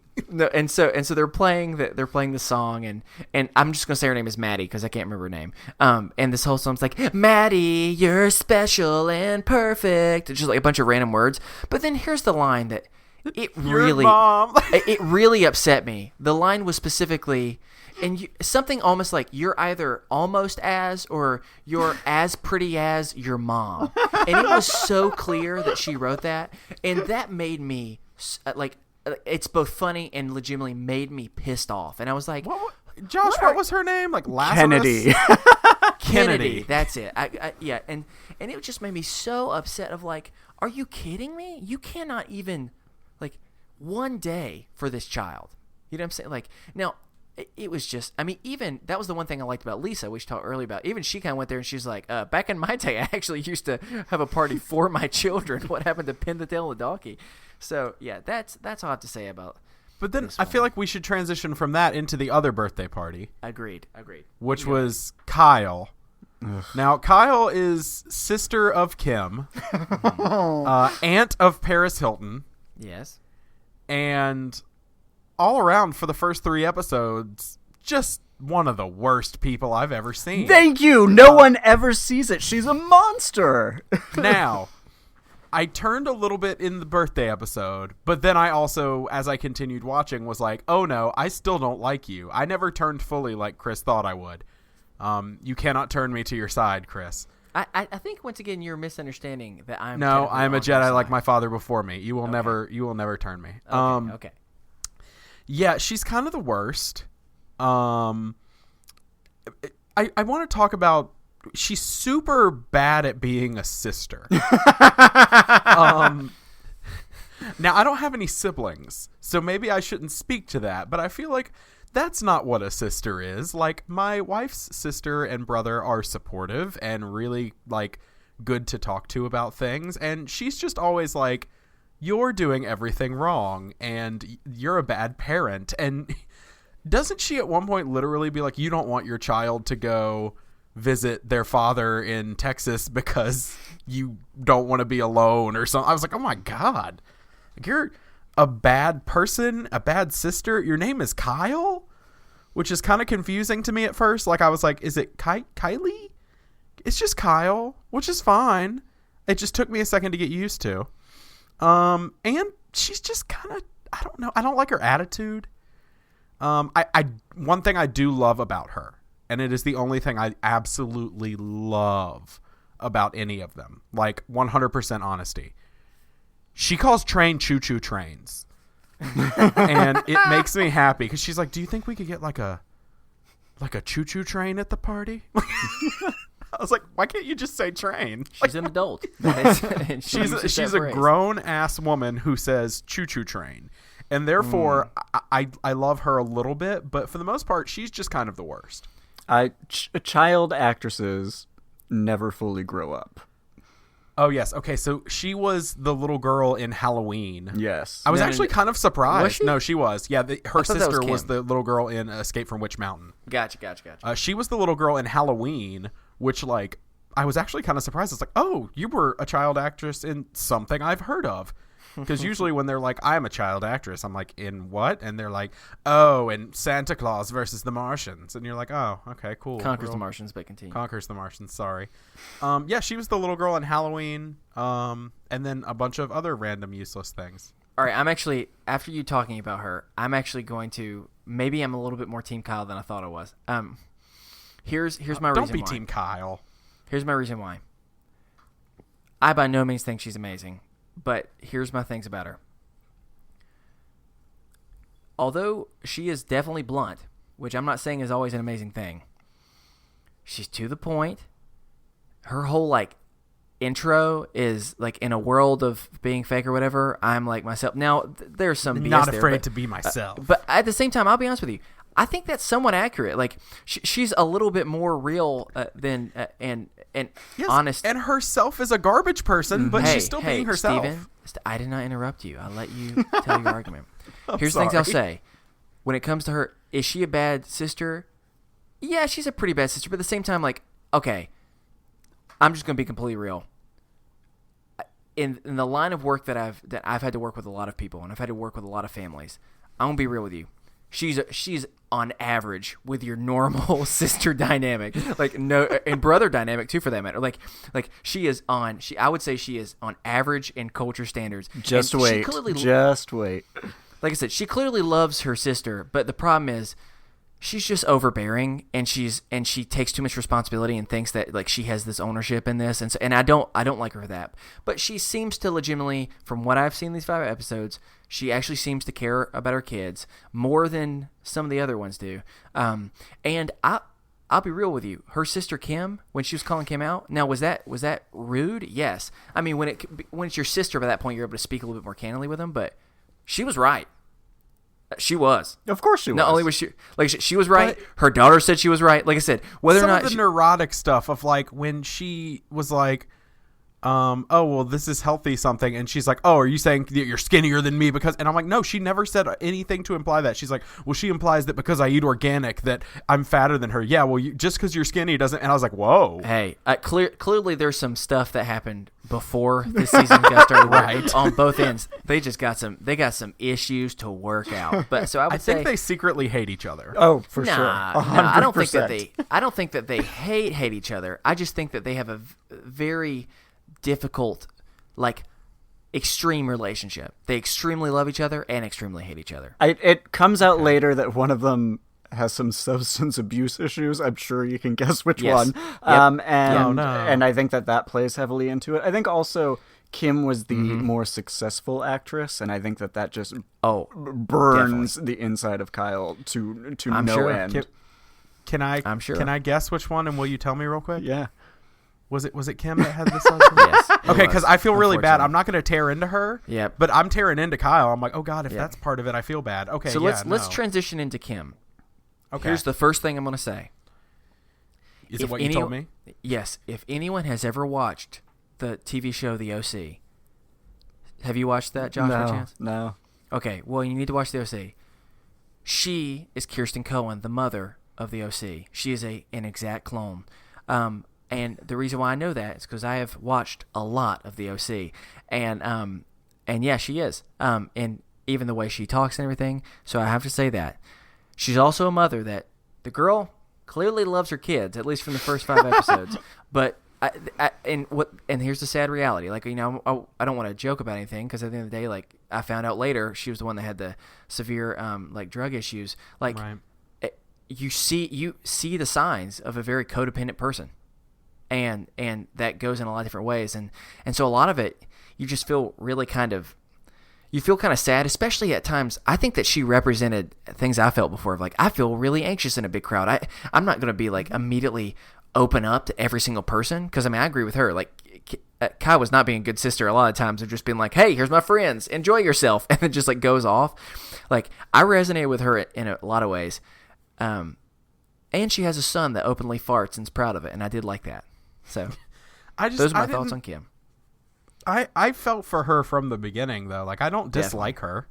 Definitely. I was just kind of, I didn't really care one way or the other. I was just like, okay, you're obsessed with your children, but in a very overbearing way a lot of times. But definitely. All right, well, you know, it's whatever. But no, I got the anxieties. Like, I understood those. So, like, I don't know. I didn't have strong feelings on her. She was just kind of there. She's a troubled. Yeah, she was definitely. She's a troubled woman, and right. If you keep watching, you'll find out that Kyle, and I quote, stole her goddamn house. So there's that relationship is an onion, and the deeper you get into it, the darker and more rotten the onion is. Breaking news: Kyle stole Kim's house. Yes. Wow. All right. Okay. And do we? Oh, no, so we have Adrian. No, we have one more good one before the bad one. Yeah, Adrian. Adrian her family owns, what is it, the Sacramento Everything. Suns? Yeah. One is Sacramento Kings. Kings, She sorry, the doesn't Phoenix own them Suns is anymore. what I They was sold thinking. them in 2013. Okay, well, at the time of this episode, owns did. the Sacramento Kings and owns, what is it? What was it, Palms? The Palms. The Palms Casino Hotel, and Resort in so many Vegas. things. They are probably the wealthiest, right, of all of them? I think actually the Vanderpumps are, but Oh, okay. Yep. So, But up there, though. she owns a lot of things and invites people to a lot of things. That's what I gathered from this. But at the same time, watching it, I was like, and maybe I'm wrong, Josh. I'm waiting to see Josh's face. Of them, she seemed like the most down to earth.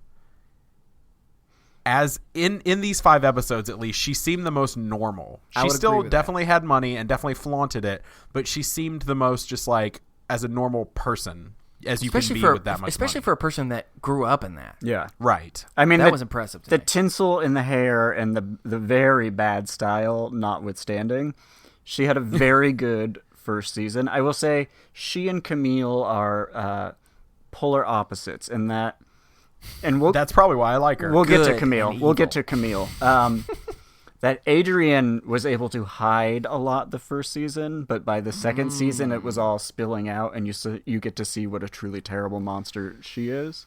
As to where Interesting. Camille saw who she is in real life, and by second season came back renewed, and now she's referred to as Saint Camille of Grammar because she is like the most normal, wonderful of them all. Whoa! All right, I that's don't unexpected. believe you. You're making this up. All right, Josh, I've got another can I ask a comparison. question? Yeah. Are any of these women on any of these series are any of them just flat out good people the whole time? Yes, yes. You'll have to travel to New York for that one. Okay, For but the one of them good is just one. like all the time a good person? Of the 102 housewives, I think only one is perpetually good. That's funny. All right, so here's my next comparison. Would you like to know who Adrian looks like? Someone with Lionitis. No. Get I don't ready know what for that this, y'all. means. This is a real thing. If you've ever watched Shark Tank, Adrian. Oh my is God, Lori she Greiner. does. Yeah. She's Lori Greiner through and through. This. Oh my God, she Yes. does. I couldn't think who she looked like the whole time. I was like, where have I seen her before? Yep, Lori Greiner. Also, I don't know much more about her, but like she would definitely seem like an onion. That she seemed pretty normal, but also one where it was kind of sad because she didn't seem to like her husband as much as her husband liked him. Yeah. Or her. I don't know. Her husband seemed like kind of the worst, though. Oh, I like mean, Paul. No, he seems like exactly. He who seems he very was. much He like a bro dude. He seems just like a schlup. You know what I'm saying? Like that, I've never said that word before until just now, but that's how I feel. I think you might have just been offensive. I'm not sure. Was I intending to be? I wasn't trying to. I don't know.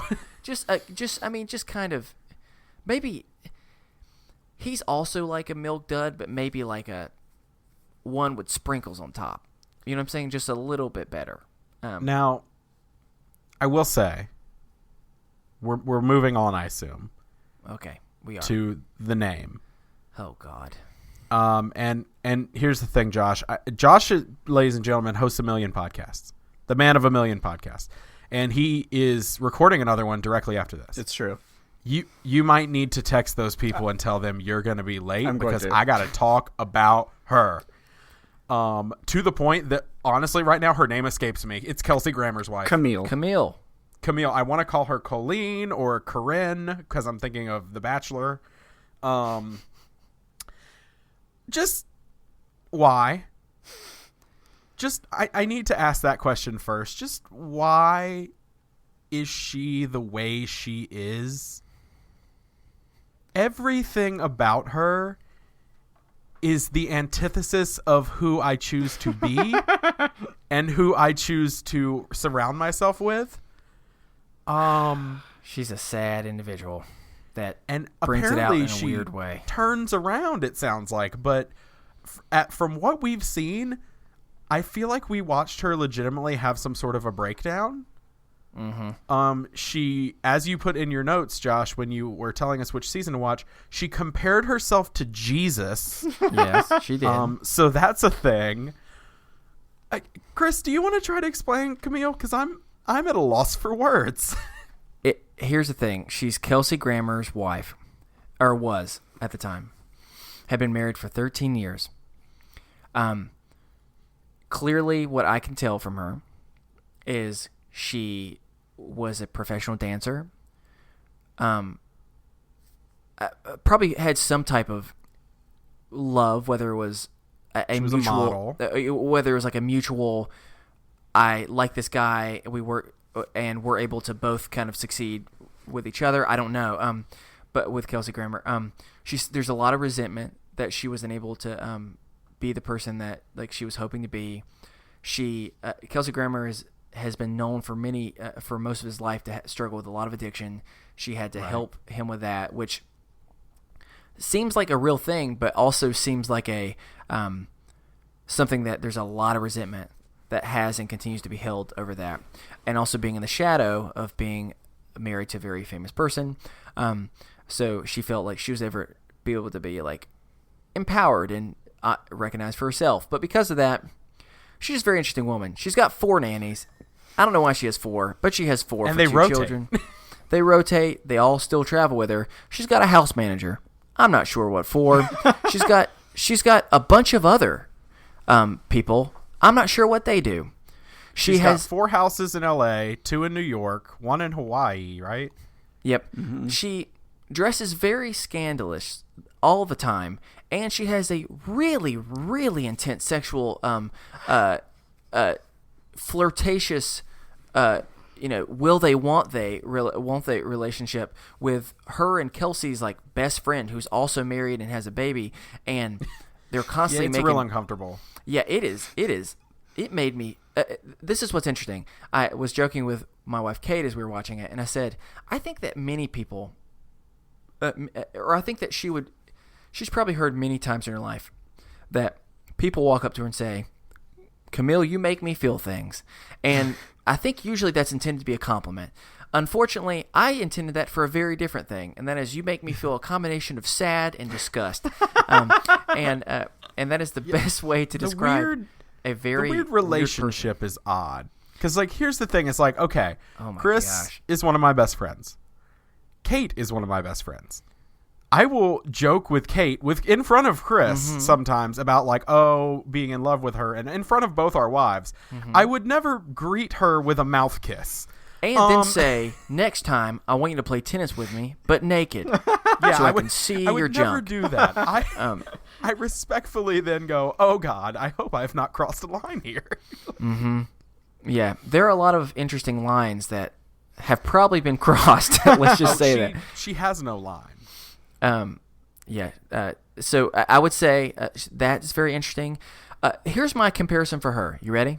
This is not a physical comparison. This is a personality comparison. I think she reminds me of Omarosa from The Apprentice. Recently fired. Also, yes, recently fired. But if you have ever watched anything, seems to invent or twist words to mean very intense things of just being like, you mean to say that you just said this about me? And it's like, we were all listening. That is not at all what you said. But she's like, I'm not a liar. She keeps saying it so confidently that you begin to think, maybe that person did say that. So she's a stressful lady. Let me just get right there to the point. She's a stressful, sad lady.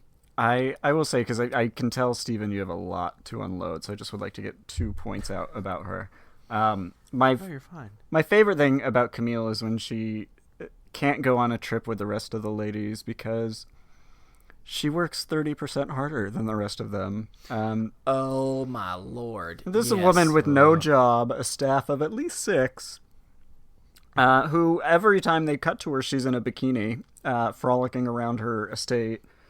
And she's going on vacation with her kids while the kids don't get watched. She's like, I need more me time. Yeah. Yeah, she's garbage.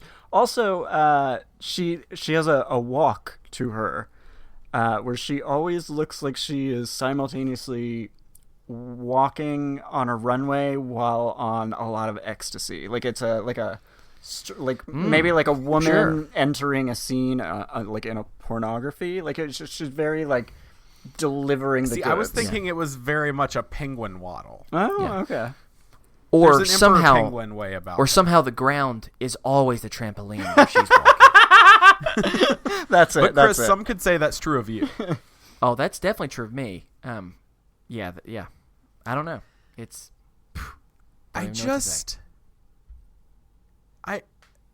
These are my friends. A few years ago, he fell on hard times. So I, like Jesus Christ, offered him my home and one of our cars. So they gave them a house and a car because she is like Jesus. Okay. I can't with this woman. Like, I can't understand. I don't see any appeal to her as a human being. Like, she just seems very terrible. There's one more thing that I've been keeping. And that is when this is something that I'm sure it pissed me and Kate off really bad. I imagine it pissed you off even more, Stephen. She straight up is talking with her mother who has cancer. Oh, my God. And the first 2 seconds is asking, how are the treatments going? And then she immediately interrupts and just talks about how horrible her life is and how if only she could have more rest and all this stuff. And you're being like, oh my. And she says, me and my mom, we're so close. We're so close. And it's like, I don't think you realize that your mom's not close with you. Like, no, but in the interview, she literally says something about like, because they're going to New York to see Kelsey Grammer's play. yeah. And in the interview, she literally says something about, her mom having cancer and just like, and in that same episode, Adrian found out her uncle had passed away suddenly. And like a lot was happening. And in that moment in the interview, she's just like, and with my mom, with the cancer and with what happened with Adrian's, I just hope nothing else goes wrong for this trip. And I was like, oh my God. Yeah. Be a human being. And I will say this. I think it's important since I happen to see this today. I have seen apparently she has sensed that the cancer that she's referring to with her mother is genetic, and apparently she gets it once or if not twice. Oh no! Don't tell me that. And so don't get me wrong. Like I said, that's very, very sad. But still, that does not take away from the fact that the way that she what am I trying to say? Treats people, refuses acts. to validate other people their legitimate struggles and pains by not only not validating it, but then one-upping it with something that it's like, oh, yeah, you have a hamburger? Oh. Well, I've got a fry. She is somehow trying to one-up What's the with character less. from SNL that Kristen Wiig played? I can't remember her name, but yeah, the one-upper girl. Yeah, it was Trudy or something like that. But yeah, it was. She made me very, very sad. That, and like I said, it's possible that she changes a lot according to Josh, but going in when you're looking, go, man, I know Kelsey Grammer is a complete douchebag, and you still like Kelsey Grammer in these first 5 episodes more than her. That's kind of saying something. Now, I will say the one question on everyone's mind, and I'm assuming Josh's mind, is: are we going to spend more time with these ladies? Oh yeah, that's the final question. Yeah. So, Christopher, what do you think? Okay. So, Josh, I'll be honest with you. When you first told me that this is what you wanted to do, I was not looking forward to this at all. I then will say that I was pleasantly surprised that it was far more enjoyable to watch than I expected. Mm-hmm. That being said, here is my main reason why I both acknowledge. I get why. I was actually telling Stephen this exact thing. I get why for some people, especially if you have anxiety or something, that this could be a perfect escape. It's like, exactly like I said, I could totally get that because it is like it's there are actual moments that feel real and that you're able to connect with people, and you are able to see a very different world where there's these people are freaking rich, y'all. Like, and for some reason, apparently everyone has the same design aesthetic, which is old world Italian, which Olive Garden. It's. Yeah, it's. I mean, I'm gonna give it. I would say it's Carrabba's. I'll at least give it that much. Ooh, it's up to Carrabba's now. Yeah. So I will say I get why it would perfectly be a perfect thing for escapism. Here's my only reason why it is not right for my self-care, and that is because the parts that I did like were really good, but those parts that were high drama actually ended up producing more anxiety for me. And I think reminded me of like past like familial things that made for me like I think that's the real thing that like I get why this is a perfect guilty pleasure for people, and I don't even think you have to feel that guilty for it. Honestly, like I don't think you need to. It makes sense why it'd be escapism. It's more of just there were moments that caused me such anxiety where it was like, oh my God, they're literally having a 45-minute like serious vicious battle over a statement that clearly wasn't said. And like I said, so because of that, that's really the only reason. It's more of like I think it caused, if I could have more of the real good moments without the high stress, which at the end of the day is what makes the money, so that's why they're going to have those. Some of those like edits and things are freaking hilarious. That like they like I was laughing out loud at times at that. So like I said, this is where I'll be at. If it's on and other people watching, I'll watch it. I'll definitely watch it. And I'll find myself enjoying it, which I was not expecting to. But am I going to binge it? I don't know if my anxiety has the ability, at least at this current moment, to handle that. Because I'm going to... let me just tell you this, Josh. I watched all 5 yesterday evening. Josh, I dreamed about the Real Housewives of Beverly Hills and found myself in arguments, real life arguments, not with them but feeling like I was like participating in the same petty things that they were arguing over. And I woke up and it's like, oh my God, this is too real for me. So I will say pleasantly surprised. I think some people, it would be really good for them. And it might not work for others. I think it goes down to that. Oh gosh, do you hear my dog barking right now? He's very, very excited. And that it goes with the theme of we will hear your dog barking throughout the 12 days of adulting. That is true. He wanted to be a part of this. So Stephen, how about you? What's your thoughts? Well, okay, so I mirror a lot of what Chris said. Okay. Would mirror be opposite? Nah, no, not in this case. Okay. Did I misuse it? Okay. Yeah, I mean, I'm very similar to Chris. We talked about it actually earlier, and my anxiety, I don't know if it can handle it. That being said, I did a lot of editing today, and I was sitting there. I was editing and going over things, and I couldn't help but think in the back of my mind, I wonder how that situation resolves. This is how it begins. And They hooked you. And so I may at least finish season 1. Yes! Maybe. Look at that. And I may walk away after season 1 and go back to my 90-day fiance. I've been waiting for them to stack up so I can binge. Head held high. You're going to walk away. Yes, I'll walk back to what is arguably a worse show. It's problematic in different ways. It's problematic in a lot of ways, as are many of these shows. 90 Day Fiance is what you're referring to. I will let you know. It may not be soon, but I will put the rest of this in my Hulu watch list, and we'll see when I get around to it. I got a lot of cooking shows to watch first. Okay, yeah. well, here's... I'll say... let me just... Josh, you had me. I enjoyed it more than I expected. Thank you. And here's why, here's the reasons I love it. One I think is universal and the other is maybe more specific, but universally, my brain is going all the time. I cannot turn it off. I cannot sleep because of it. This is this turns off my brain. And I can just marinate in the stupidity and ridiculously of the show. And it's so funny. It's funny. Yep. The women are not funny. We are definitely laughing at them, not with them. At them. But it's hilarious, and it's just a nice break from reality. Second, I was raised by women like these women. This is all very familiar to me, the way that they interact with each other. And I will tell you, nothing lulls me to sleep better than the sounds of women screeching at each other. And so it is strangely comforting ASMR. to me. Yeah, it's strangely comforting to me to watch this inanity and insanity because it reminds me of home. Seriously, I really wasn't looking forward to it, and I was pleasantly surprised. I really was. It was far more enjoyable than I expected. I found myself actually invested, and at times feeling pity, at sometimes and honestly, I think it's important to say this too. We have conversations about a lot of different things of being able to understand other people's sides and being able to resonate and try and empathize with things that are foreign to you.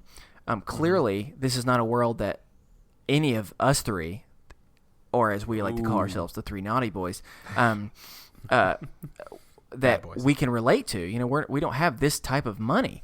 And I think it just helped kind of understand that, for all the luxuries that they have, there's some real mental health struggles in that too. And I think it was a humbling thing to be reminded of that as well. Not just looking at with complete hostility of oh, boo-hoo, you're able to, you only have one house or you only have two houses in the city, that type of stuff.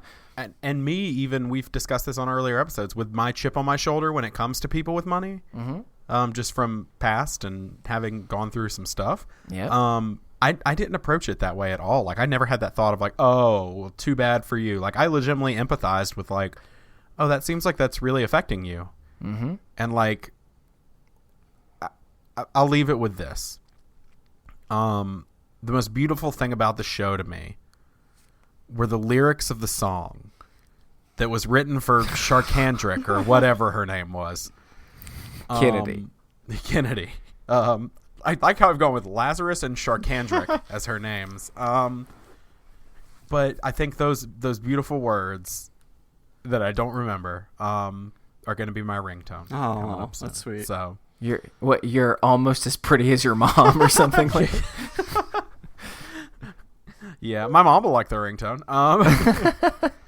All right. Well, if you'd like to send us a topic for discussion or a mental health check-in, or if you have anything else on your mind, you can send that to us over at isthisadultingpod@gmail.com. Yeah, and can I just say, seriously, if other people have things that they want us to talk about, please, we'd love to hear more of those. Some people do occasionally, but we'd love to get more people's feedback, so this can be more of a joint effort. But you can do that through a lot of different ways. If you want to connect to us on social media, we've got Twitter. Our handle is @isthisunderscoreadulting. You can find us at our Facebook page, Is This Adulting Podcast, or even better, if you want to be a part of a group, you want to be on the internet in a place where it's actually filled with good people that bring you joy and help bring you support, instead of what it tends to be on the internet. Join our best friends group. Is This Adulting Best Friends? Just look online. You can find it there. Also, again, if you want to hear or see a little bit about those crazy movies, then you can go and follow our show notes at our website, isthisadultingpod.com. You can also find cool things, our merch, ways that you can join the movement and help advocate for mental health, all those type of things. And finally, if you can just spread the word by, if you can go on right now, or I always say I'm going to do this and I always forget, go and, provide reviews, provide a rating for podcasts that you care about. That it means a lot. And if you could do that, other people can hopefully find us and maybe they can feel supported too. We are part of the Orbital Jigsaw Podcast Network. You can find our show as well as others at orbitaljigsaw.com and our merch store at orbitaljigsaw.com/store.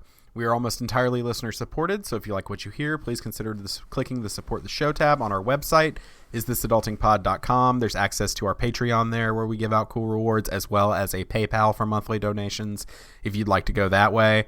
We'd like to say thanks to the collection for the use of our theme music, The Borrowers, off their album Ars Moriendi. Josh, thanks so much for coming on the show. Thanks for having me. It's been a long time coming. We'll certainly have you back. Too long, yeah. We're glad to have you here. Well, I'm glad to be here. As many times as I've been on your shows, I feel like it was about time that you come on one of our shows that's not a live show or a bonus episode. Exactly. Well, you've almost paid off your debt. Yes. Well, you have done something that no one has done. I think you have broken the record, and this is going to be the longest episode of Is This Adulting? Congratulations. We had to talk about Camille, so... Yeah, we did. That's why. Anyway... That's going to do it for us here on Is This Adulting this week. I've been your best friend, Steven. I've been your best friend, Chris. And I'm your best friend, Josh. And remember, kids, be happy, stay healthy, and go hug someone. Because you never know. They might just be 3 naughty boys. Woo! Looking for some hugs. What, is that what constitutes being naughty? Looking for hugs? Ask Harvey Weinstein. This is a family. Oh gosh, this is a family-friendly show. All of you. I'm gonna sing you off now with "You're all almost as pretty as other people in your lives." Have a good week. Bye. I don't know